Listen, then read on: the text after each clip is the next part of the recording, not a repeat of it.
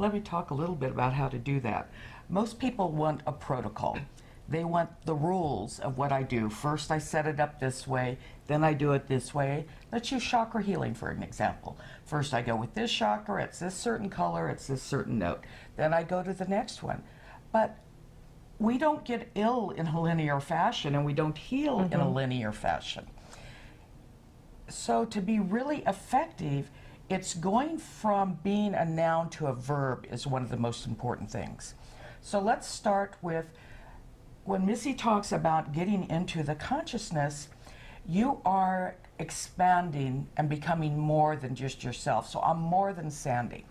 I'm now a gestalt that includes the energy field of the person I'm working on, myself and my energy fields, the frequency and the connection that I have with Source. All of this has now made this bigger gestalt that we're working with.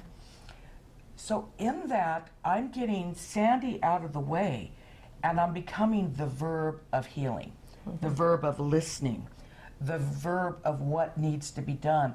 I am part of this tremendous energy movement in action. So I'm Source incarnate within here, but Source in action, where I'm co-creating with Source what we're doing.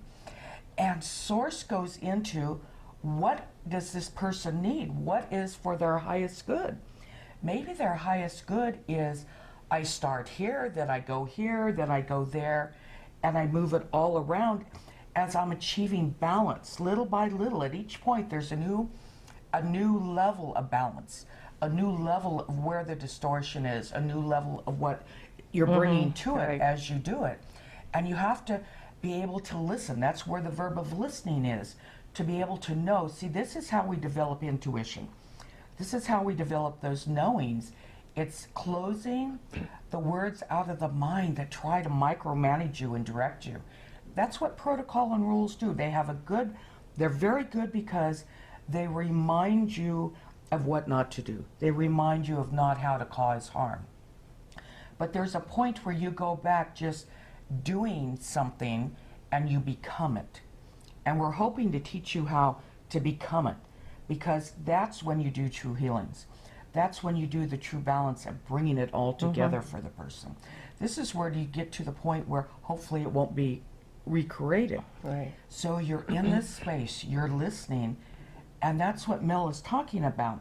She's listening to intuitively connect on a wavelength with what's happening, so that the distortion is speaking to her and she's listening to hear what has to say.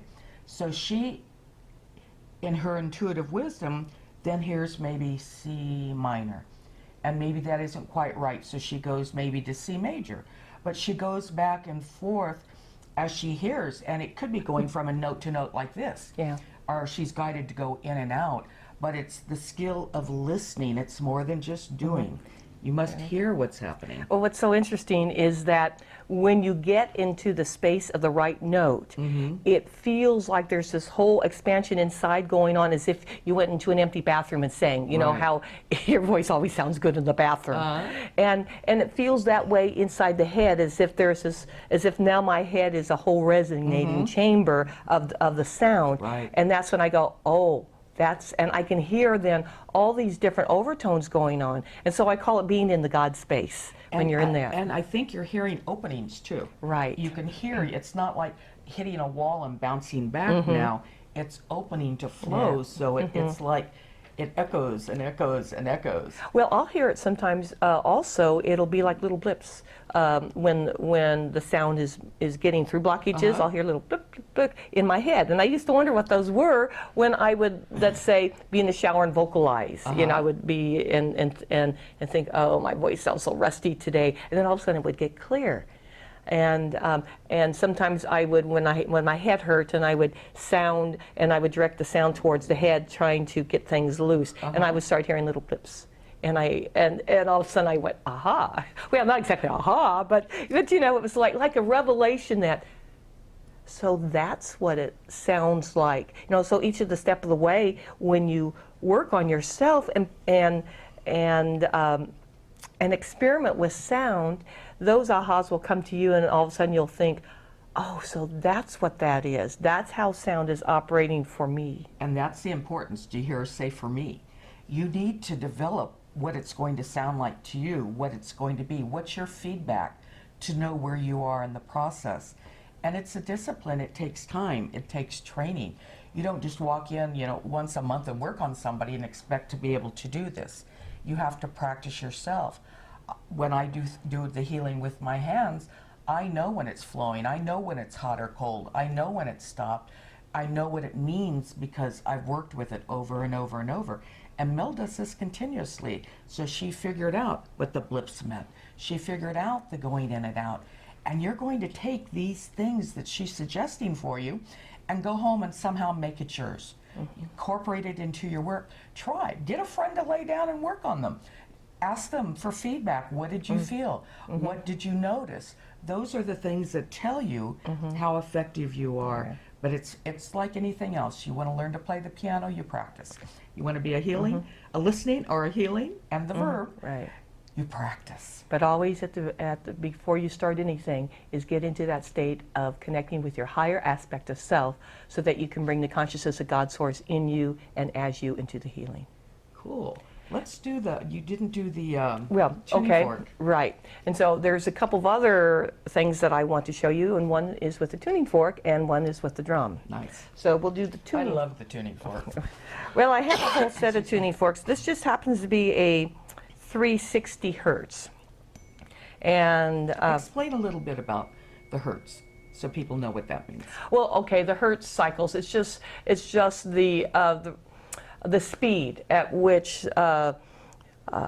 Gosh, your mind goes blank. It's the speed at which when you the sound waves that it'll oscillate or it'll spin. Which is important, right? Because you talked about like the Mozart A.